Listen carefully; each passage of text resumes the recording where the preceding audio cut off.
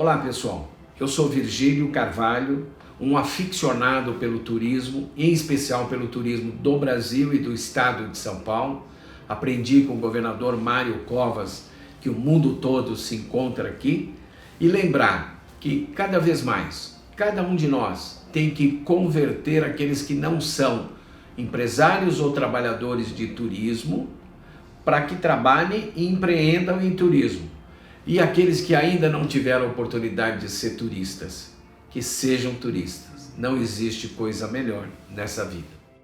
Nessa nossa conversa, eu quero contar um pouco, não de mim, mas contar um pouco desse personagem que se encantou com o turismo, embora seja um imigrante português que chegou aqui aos 5 anos de idade e que gostou da ideia do turismo.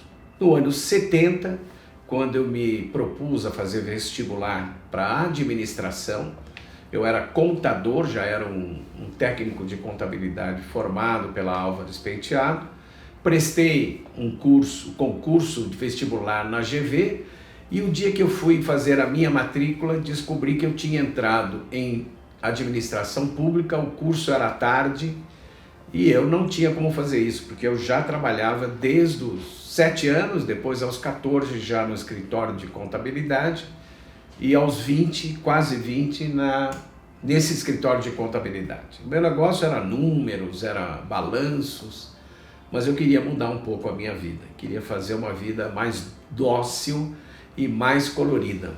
E quando fui fazer a inscrição na GV, que ia trancar a matrícula, eu tomei um ônibus que vinha do Real Parque e dentro do ônibus do Real Parque eu encontrei um folheto que promovia um curso livre de turismo, que veio a ser depois a Faculdade de Turismo do Morumbi. Então prestei vestibular, entrei junto com bons amigos e bons profissionais que ajudaram nesses 50 anos a mudar a história do turismo. Eu me lembro muito bem, no ano 70, 71, que o turismo era um bem de consumo supérfluo, ou seja, um produto que era acessível a poucas pessoas. E depois aprendi nesses 50 anos que o turismo realmente é uma atividade que tem que ser para todos. E ninguém pode ficar fora da festa, cuidando do estacionamento. Todos temos que nos dedicar a turismo como profissionais, como empresários e principalmente, uma coisa que eu não aprendi ainda direito é ser turista. Mais do que trabalhar, do que empreender, o importante é que a gente se torne turista. Então, em 71, com o advento da Faculdade de Turismo do Morumbi, onde bons profissionais, aí cito Ibrahim, Marisa e tantos outros, se formaram e foram para lá para um curso que talvez a gente tivesse ideia, ou o início dele foi um curso de guias especializados, mas que desde a sua primeira aula nos foi dado a importância e a incumbência de mudar a história do Brasil no assunto turismo. Hoje nós falamos virando a página, mudando o livro, mas naquele momento, há 50 anos atrás, nós estávamos mudando a história. Não seria mais uma atividade econômica de poucos e para poucos. Nós queríamos fazer uma atividade para todos. Em 71, nós tínhamos a responsabilidade de mudar essa história. Com o apoio do professor Domingos Hernandes Penha, que era um espanhol bravo, ainda é um espanhol bravo, que queria fazer do Brasil a maior potência turística. Ele tinha trabalhado na Varig, tinha feito a escola de Berlim, né, turismo, tinha feito na Espanha também algumas especializações, mas na verdade em 71 nenhum curso superior de turismo existia no mundo ainda.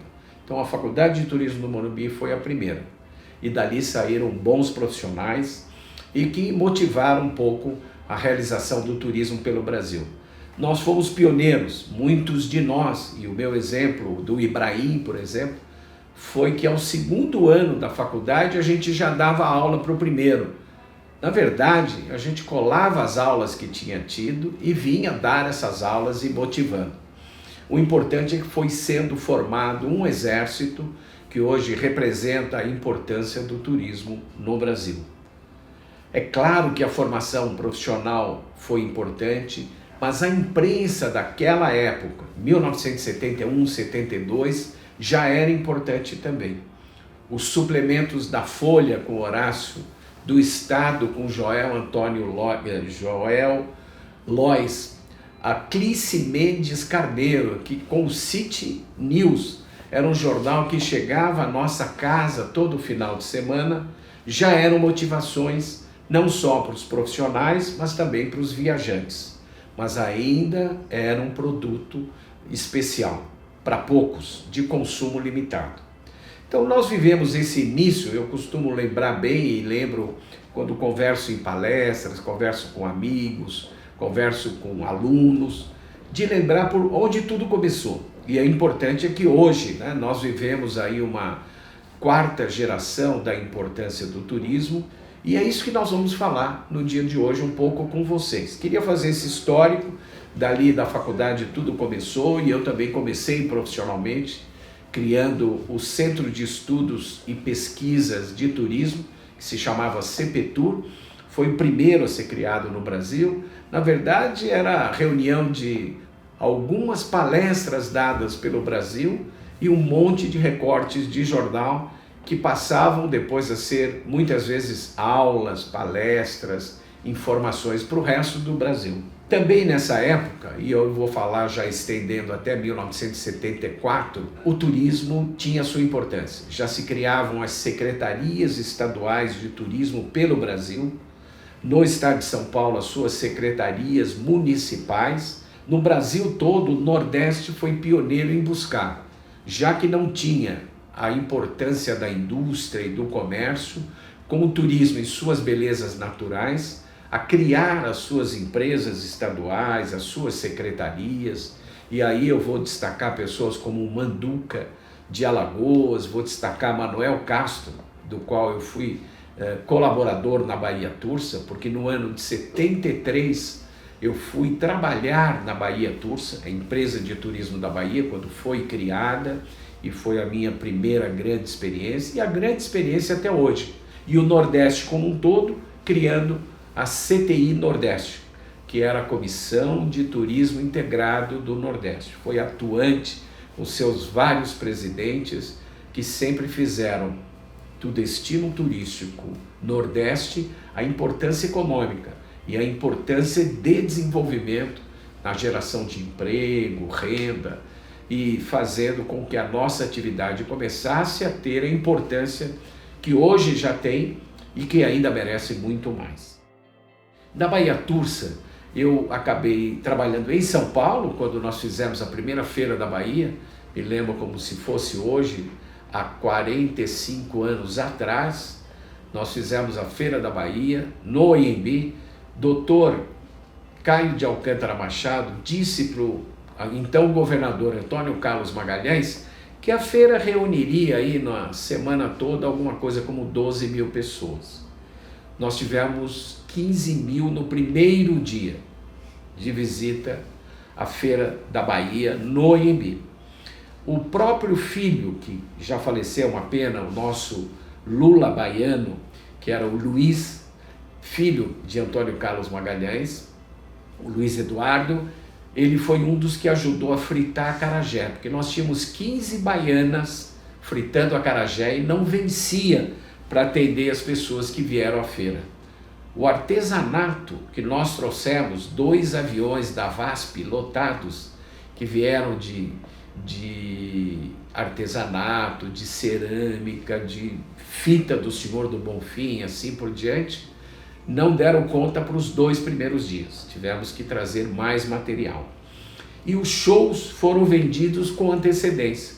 E teve até câmbio negro, infelizmente, porque, imagina, eram os novos baianos, era a vinda de Gil, de Caetano, de Bethânia, de Gal, e assim um cardápio de artistas que não tinham oportunidade, ou não tinham tido ainda essa oportunidade. E também todo o sincretismo da religião baiana, né? Que eu acho que há uma mistura entre elas, e isso faz com que seja até mais forte, com a vinda de Olga de Alaqueto, com a vinda de Mãe Menininha. Foi assim a primeira grande atividade do turismo do Nordeste, em especial da Bahia, em São Paulo, no maior mercado emissor na época. E a gente ainda ia para a Bahia nesse tempo, claro que de avião, já tínhamos até o Caravelle da Cruzeiro do Sul, que era um voo direto para Salvador, mas a maior parte ainda era feita rodoviária e já com a chegada de empresas como Panorama, como Transatlântica, como CVC. Fiquei na Bahia Tours até 1976. Em 76, aquele que tem a musiquinha do Mael, tinha uma das maiores empresas de organização de eventos, chamava Grunase. Chama-se Grunase, mas não tem a importância que tinha na época. E ele me selecionou, ele fez uma seleção e eu voltei a São Paulo para ir trabalhar na Transbrasil. A Transbrasil que precisava, naquela época, criar um departamento de eventos e eu fui convidado a organizar esse departamento. Fiquei na Transbrasil por uns 2 anos e logo em seguida já fui convidado a ir para o Senac para dirigir o Hotel Escola, para dirigir as vendas do Hotel Escola do Senac de Água de São Pedro. Uma experiência muito gratificante, aprendi a vender, aprendi a conviver com toda a relação comercial e dessa experiência, num certo momento, e a minha dedicação como professor já da Faculdade de Turismo do Morumbi, fui convidado a coordenar o CEATEL, que é o Centro de Estudos da Administração Hoteleira, que foi criado naquela época. Foram convênios e acordos que fizemos com a Universidade de Cornell, com a Universidade de Lausanne, Lyon, e por aí ficamos 2 anos, que foi o início da formação, que eu diria, gerencial, profissional e empresarial da hotelaria brasileira. O apoio de José Papa Júnior, na época presidente da Federação do Comércio, fez com que a atividade tivesse o valor que merecia na formação profissional e empresarial da época. Poucas pessoas sabem que o Sebrae nasceu dentro do próprio Senac, que era um departamento de apoio às pequenas e médias empresas. Eu passei rápido e esqueci de dizer uma experiência também de um ano que eu tive de 72 a 74, quando eu fui estagiário do Hotel Eldorado da São Luís. Eu quero voltar para falar do Eldorado da São Luís, que foi a marca da mudança hoteleira na cidade de São Paulo. O Eldorado, junto com o Hilton, mudaram o patamar do que era um hotel na cidade de São Paulo. Nós tínhamos o hotel do Senhor Tijus, né? E esse hotel do Senhor Tijus, que ficava onde hoje está um novo hotel, no centro da cidade, na lateral do novo hotel, mostrava o que era hotelaria até aquele momento. Levava o nome do dono e, mais que isso, o hotel era feito para quem se hospedava com ele. Por quê? O restaurante era no 2º andar. Já o Eldorado e o Hilton criaram a nova maneira de vender serviços do hotel, que o hotel não era só dos hóspedes, mas era de todos, e abriu a porta dos seus restaurantes para a rua. Então, o Café do Boulevard, os restaurantes do Hilton, eu não precisava ser hóspede para ser consumidor deles. Aí, continuando a minha história, não que eu tenha sido tenha mudado muito de trabalho, mas eu queria ter experiências nas várias áreas. Essas áreas foram me dando degraus e relacionamentos. Depois da Transbrasil, do Senac, criar o CEATEL, do CEATEL um desafio para fazer o primeiro restaurante escola noturno de São Paulo, que foi um Engenho e Arte, que era na Bela Sintra, e foi a primeira escola noturna, porque ela funcionava das 6 às 4 da manhã, porque era onde a noite paulistana era valorizada com artistas e além do serviço que a gente tinha para a formação profissional. Dali, e ao mesmo tempo, eu tive um desafio. a Escola de Hotelaria de Água de São Pedro teve um problema de relacionamento dos alunos com a cidade. Eu não sei quantos conhecem Água de São Pedro, mas Água de São Pedro, naquele momento, o hotel era maior que a cidade, quase. O número de alunos, funcionários somados, era mais da metade do número de habitantes da cidade. E aí, num certo dia, teve lá um problema de relacionamento de um aluno com a comunidade. Tivemos problemas que envolviam saúde, envolviam polícia, e eu fui para uma intervenção, e fui para lá como um interventor branco, quer dizer, para pôr a casa em ordem nesse assunto de alunos, que correu tudo bem, graças a Deus, em uma semana tudo regularizados, que tiveram problema de saúde já estavam de volta, alunos, e começamos uma modificação, uma socialização e uma democratização da escola, inclusive nesse período com a admissão de mulheres no curso. Imagina, não recebíamos, então não tínhamos, era um hotel-escola que não tinha curso de arrumadeira e governanta. Então, com essa ida para lá, com essa neutralidade que foi criada, pudemos passar a ter, e dali saiu o que hoje é a Universidade Senac. Foi em hotelaria e no Hotel Escola de Água de São Pedro que nós começamos a ter os cursos de Q4, que eram cursos técnicos, ou melhor, a complementação do curso técnico da cidade com disciplinas de hotelaria e turismo. E depois fizemos o primeiro tecnólogo, que era de 1 ano, depois 2 anos, e hoje o que todos sabem da Universidade Senac e das universidades de hotelaria pelo Brasil e pelo mundo. O importante disso foi, mais uma vez, democratizar, facilitar e fazer com que a hotelaria e o setor de turismo fosse valorizado. Porque lembrem-se que até esse período, e vamos lembrar isso já por volta de 80, 82, a maior demanda dos cursos era direito, medicina e poucas outras disciplinas tinham importância, engenharia, claro.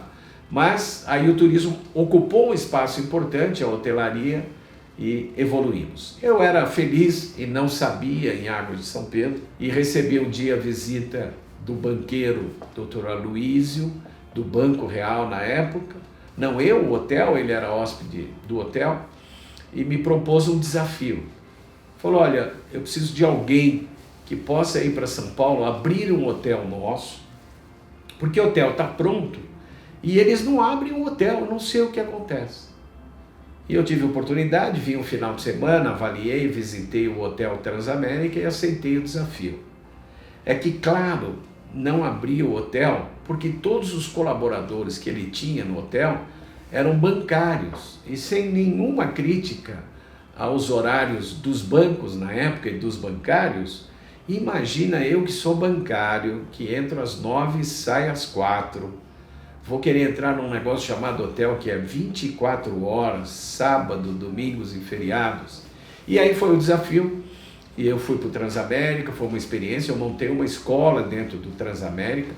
Imagine, ele estava a 20 quilômetros de Congonhas, a mais de 50 de Guarulhos, e tinha que ser um hotel de negócios. Foi uma experiência maravilhosa, com grandes profissionais, e fizemos lá uma escola que formou profissionais e abriu o hotel. Abrimos o hotel em 90 dias. E eu tinha um compromisso que 1 ano depois eu voltaria para a Água de São Pedro. Não necessariamente para o Senac, mas voltaria para a Água de São Pedro para levar a vida que eu gostava de levar, tranquila. Eu morava, na verdade, a Água de São Pedro, e até hoje é um condomínio de pouco mais de 2.000 moradores, né? Mas aí, doutor Aloísio, um certo dia, consulta para fazer uma visita a uma ilha que ofereceram para ele para vender, e que ele não sabia o que fazer, mas que achava que podia ser um hotel diferenciado no Brasil. Fomos lá, sobrevoamos, falou, a primeira discórdia com a sua proposta é que ela não é uma ilha, é um istmo, mas ela engana muita gente como ilha, que é Comandatuba. E aí foi o segundo desafio com a Transamérica, foi um desafio criar o hotel, quanto a projetos, a engenharia, tudo perfeito.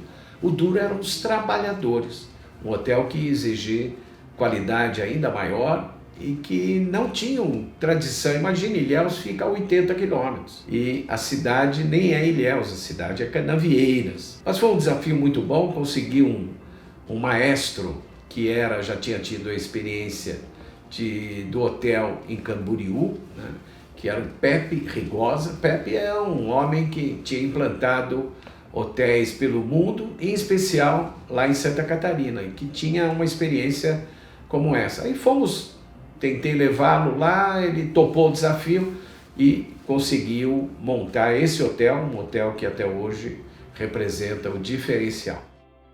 Lá pelas tantas, tive um novo desafio, e esse desafio do Dr. Romeu Chap, que num lançamento de um dos seus shoppings, me pôs ao lado de um espanhol e disse: Virgílio, toma um café com ele, conta um pouco da hotelaria do Brasil para ele. Era o vice-presidente da Meliá e que estava contratando um profissional para o desenvolvimento da Meliá no Brasil. E aí realmente foi uma conversa muito agradável, muito positiva, e um desafio, quando ele me perguntou se eu aceitava o desafio de representar a Meliá no Brasil, de ser o diretor de operações e, claro, a representação social e societária também, eu topei o desafio, mas como ainda jovem e com pouca experiência, fui perguntar para ele qual era o meu salário, né? E como eles são espanhóis de Maiorca, os espanhóis de Maiorca são aqueles que nadam até o continente com um sorrisal na mão e o sorrisal não dissolve. Eu falei: como assim? Ele falou: não, quanto você quer ganhar? Eu falei: não, qual é a proposta da empresa? A empresa paga o que você for capaz de gerar. E aí começou o meu desafio, eu ganhei, não posso reclamar, né?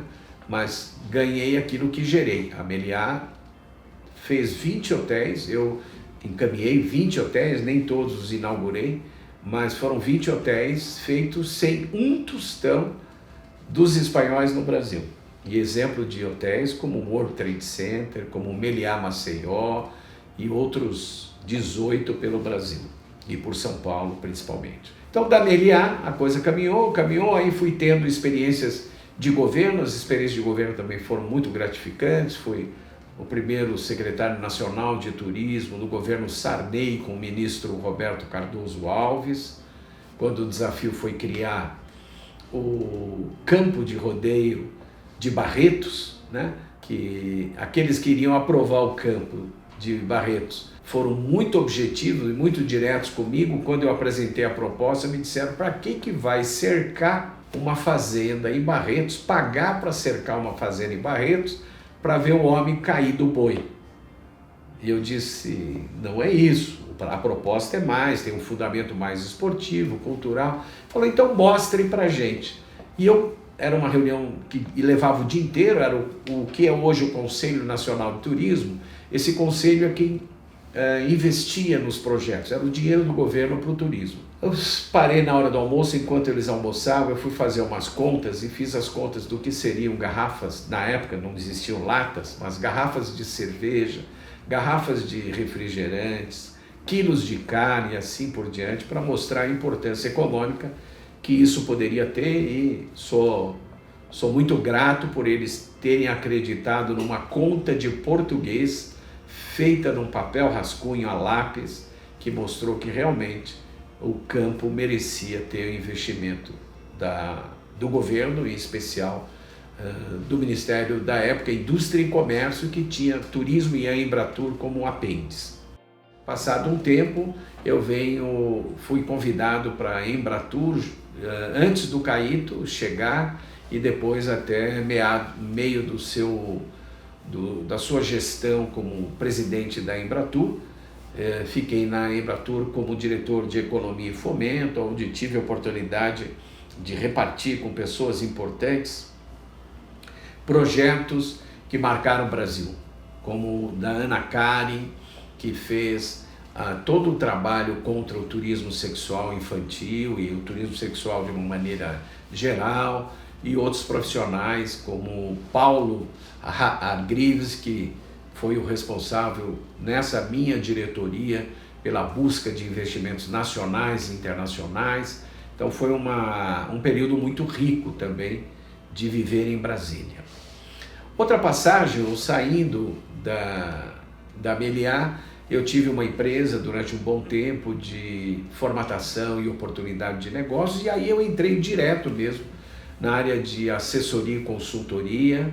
Acabei passando um bom tempo na RDC Clube de Férias, como membro do conselho consultivo deles, na busca e na consolidação do que deve ser mais valorizado ainda, que é o turismo do trabalhador, dos trabalhadores, e o turismo da melhor idade, que é um público que tem datas certas de viagem. Claro que pode ter uma certa limitação de orçamento, mas é quem pode racionalizar o uso e a ocupação de hotéis, aviões, ônibus pelo Brasil todo. Depois tive um convite também para ser coordenador de turismo, aí já no ano 2000, já com o secretário Marcos Arbeitman, era o governo do Mário Covas e também logo depois de Geraldo Alckmin. Então aí passei a conviver um pouco mais nessa área política e colaborando com novos, ou com o que eu chamo de novos convertidos para o turismo, ou seja, deputados, senadores, empresários de outras áreas que ainda não entenderam o turismo como um grande propulsor, o grande indutor e o grande gerador de 52 setores da economia. Eu, vamos dizer, até o ano 1990, todos que trabalhavam em turismo achavam que turismo era hotel, companhia aérea, organizadores de eventos, receptivos e assim por diante. Mas quem ganha mais dinheiro com o turismo, na verdade, é a construção civil, a indústria têxtil, do vidro, do petróleo. Então eles é que devem cada vez mais estarem como fomentadores, como investidores dessa área. Não esquecendo dos bancos, das financeiras, do cartão de crédito e assim por diante. E nesse trabalho também acabei me vinculando muito à ideia de que turismo é turismo, comércio é comércio, e vim colaborando com a Confederação Nacional de Turismo, que tem aqui em São Paulo a Federação de Hotéis do Estado de São Paulo. Então essa organização sindical eu tenho colaborado como um conselheiro simplesmente, e que tem feito com que pequenos e médios empresários da área de hotéis, restaurantes, bares e similares possam ter mais informações, mais orientação e possam cada vez mais organizar melhor o seu negócio para a geração de emprego e de renda. Hoje eu diria, ou melhor dizendo, de uns 5 anos para cá, que eu sou mais um consultor, conselheiro, e tenho colaborado muito com as entidades que favorecem o turismo. Eu hoje, muito mais, não na operação direta, mas como conselheiro do Conselho Consultivo do São Paulo Convention Bureau. Mas eu fui lá no início, primeiro secretário, fui secretário do Conselho do Convention Bureau. A criação dele ainda com Ana Maria Marcondes Machado, com tanta gente que ajudou nisso, e até a passagem do João como presidente do Convention. Então hoje estou no Conselho Consultivo e sou membro também da Unidestinos, como conselheiro, aí numa visão nacional de colaboração com todos aqueles que acreditam como nós no turismo brasileiro. A outra entidade que eu tenho estado muito próximo é o próprio Secov, né, como colaborador, e assim hoje eu tenho um papel muito mais, que eu diria até mais tranquilo, de ser conselheiro, consultor e pouco executor, mas ainda tenho vontade de executar muitas coisas. Uma delas é poder realmente criar o verdadeiro clube de férias do trabalhador brasileiro. O momento da pandemia fez com que muitas colônias de férias tivessem dificuldades para se manter a partir de agora. Não só com o fim do imposto sindical, mas a pandemia Hoje nós temos no Brasil pelo menos 200 propriedades preparadas para receber com qualidade os hóspedes para essas colônias de férias. E não são só colônias de férias de sindicatos, são de bancos como o Banco do Brasil, como a Caixa, são de funcionários públicos como a Associação dos Funcionários do Estado de São Paulo, que tem 18 hotéis. Então eu tenho certeza que a partir de agora, como um marco para o novo turismo, o verdadeiro turismo social, mas não social paternalista, o social de preço justo e de qualidade comprovada, para que todos os brasileiros e brasileiras e seus filhos possam ter a experiência do primeiro dia dormindo fora de casa, com a cama arrumada e o café da manhã pronto. Porque a mulher que experienciar isso nunca mais vai aceitar ir para a casa da sogra ou da mãe. Porque essa troca de casas de parentes, ela na verdade é um custo mais alto, porque o presente, ter que escutar todas as críticas e informações da família, não vale o que a gente está economizando no que serão as novas propriedades econômicas, com qualidade, com higiene e com principalmente os protocolos e os padrões que serão estabelecidos a partir de agora em todas as nossas relações. Eu estou sem a minha máscara? Não, minha máscara está aqui ao lado, eu só a tirei para poder conversar com todos claramente. Mas é o meu protocolo, e meu protocolo de lavar as mãos, de tirar os sapatos chegando no lugar, de passar álcool gel, de manter a distância, porque é isso que vai fazer com que o nosso turismo volte logo.